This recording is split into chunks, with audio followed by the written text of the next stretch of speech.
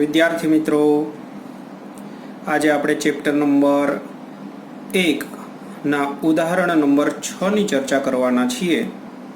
તો એમની જે માહિતી છે એ હું બોલું છું કે એક એલ લંબાઈનો સમબાજુ ત્રિકોણ છે અને એના ત્રણેય શિરોબિંદુઓ પર Q1, Q2 અને Q3 ત્રણ વિદ્યુતભાર મૂકેલા છે, પણ એ બધાના મૂલ્ય સરખા છે, Q, Q અને Q. અને કેન્દ્ર પર એક કેપિટલ Q વિદ્યુતભાર મૂકેલો છે. માની લો કે આ O કેન્દ્ર કહી દઈએ. ત્યાં કેપિટલ Q વિદ્યુતભાર આપણને આપ્યો છે અને પ્રશ્ન કર્યો છે કે આ કેપિટલ Q જે વિદ્યુતભાર છે O પર, એના પર લાગતું પરિણામી બળ શોધો. આવો પ્રશ્ન છે. આમ તો ગુજકેટ, નીટ અને જી માટે વિચારીએ તો પ્રશ્નની અંદર કોઈ ગણતરી આવતી નથી, પણ બોર્ડની અંદર પૂછાય તો ઉદાહરણમાં આપણને ટેક્સ્ટ બુકની અંદર ગણીને જે રીતે આપ્યો હોય એ રીતે ગણવો પડે.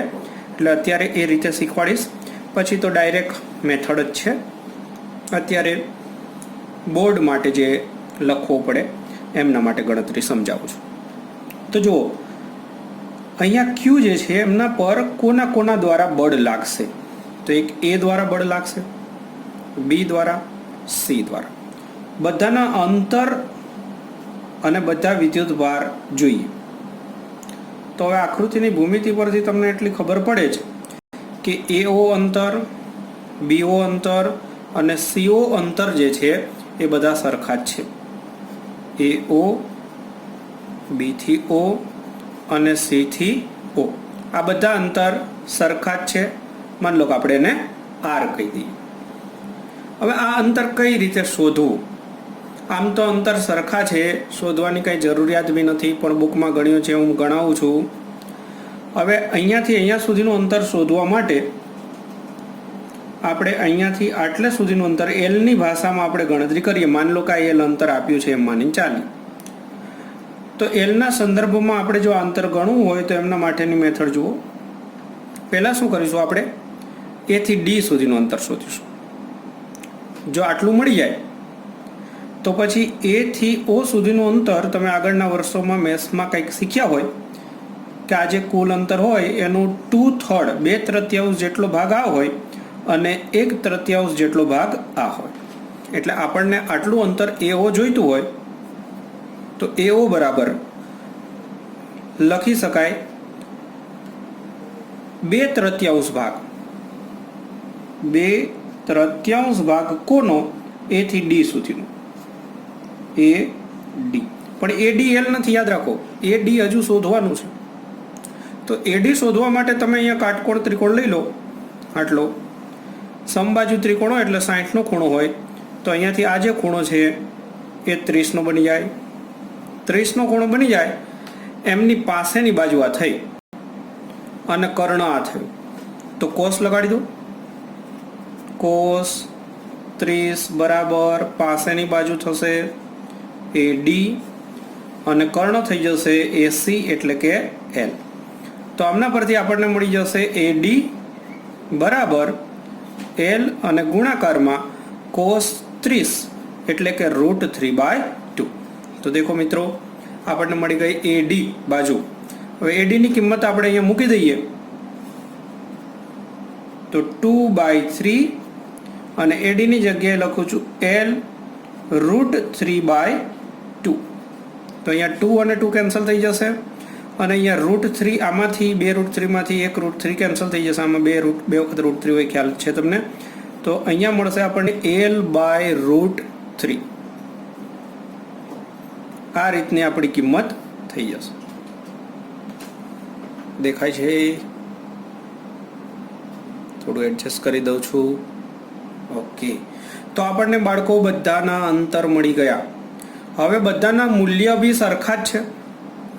મૂલ્ય બધાના સરખા હોય તો બધા દ્વારા લાગતું બળ જે છે એનું મૂલ્ય પણ સરખું જ હોય. કુલમના નિયમ પ્રમાણે વિચારો. હવે આપણે ડાયરેક્શનની વાત કરીશું. પહેલા બળની વાત કરું તો માની લો કે પહેલું એક બળ લઉં. Q1 દ્વારા O પર લાગતું બળ Q1 દ્વારા O પર લાગતું બળ, તો એને F1 નામ આપી દો. તો સૂત્ર છે કે Q1 Q2. દેખો આપણે વાત કરી રહીએ છીએ Q1 અને O. આ Q1 અને O એટલે કે કેપિટલ Q. તો થશે Q અને કેપિટલ Q, અને એમની વચ્ચેનું અંતર એટલે A થી O સુધીનું અંતર, એનો વર્ગ. આ થઈ વાત મૂલ્યની. હવે સદિશ સ્વરૂપે વિચારો કે કઈ દિશામાં લાગશે. તો બધું ધન વિદ્યુતભાર હોય તો આમના દ્વારા અહીંયા ધક્કો લાગે. ધક્કો લાગે એટલે નીચે તરફ બળ લાગશે. તો દેખો આ એમની ડાયરેક્શન થઈ. એ થી O તરફની એમની ડાયરેક્શન થઈ. એ થી O કેરેટ એમની ડાયરેક્શન થઈ. જોવા ધક્કો લાગ્યો, આ એક બળ થયું. ચલો એ જ રીતે આપણે Q2 દ્વારા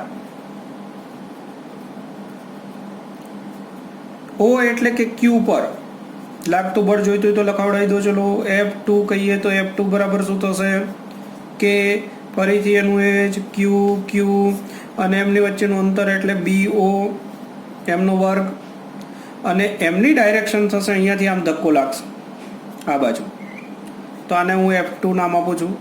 તો એ મળશે B થી O તરફ. એ જ રીતે Q3 દ્વારા જે બળ લાગશે Q પર, એમનું મૂલ્ય અને ડાયરેક્શનની વાત કરીએ બધું આનું આ જ રહેશે.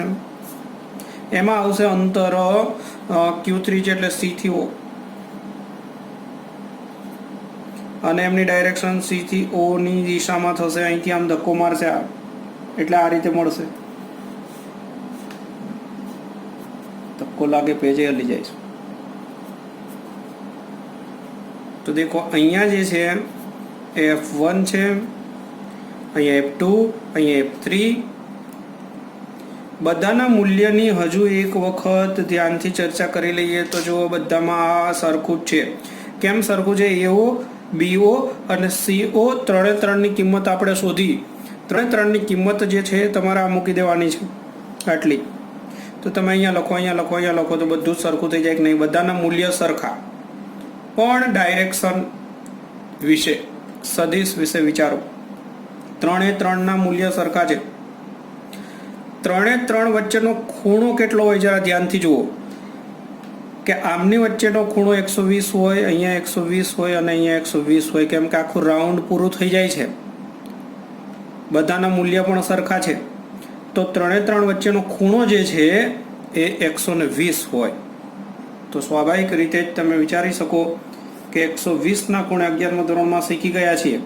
120ના ખૂણે જો 3 બળ લાગતા હોય અને બધાના મૂલ્ય સરખા હોય તો એમનું પરિણામી બળ 0 થઈ જશે. તો અહીંયા બધાના મૂલ્ય સરખા છે. 3 વચ્ચેનો ખૂણો જે છે 120 છે. એટલે પરિણામી બળ જે છે અહીંયા F અને F આ 3 સરખા છે. 120નો ખૂણો છે. તો પરિણામી બળ ઇક્વિવેલન્ટ ફોર્સ 0 થશે. તો જુઓ મિત્રો, બુકમાં આપ્યું છે એટલે આ ગણતરી કરી. ગુજકેટ જી નીટ માટે તો તમે ડાયરેક્ટ જ વિચારી શકો કે સમબાજુ ત્રિકોણના ત્રણેય ખૂણા પર સરખા વિદ્યુતભાર હોય અને કેન્દ્ર પર કોઈ વિદ્યુતભાર આપે આપણને, તો એમના પર લાગતું પરિણામી બળ 0 જ થાય. ડાયરેક્ટ જ યાદ રાખી દેવું, કેમ કે બધાના મૂલ્ય સરખા હોય અને ડાયરેક્શન 120ના ખૂણે હોય એટલે પરિણામી બળ 0.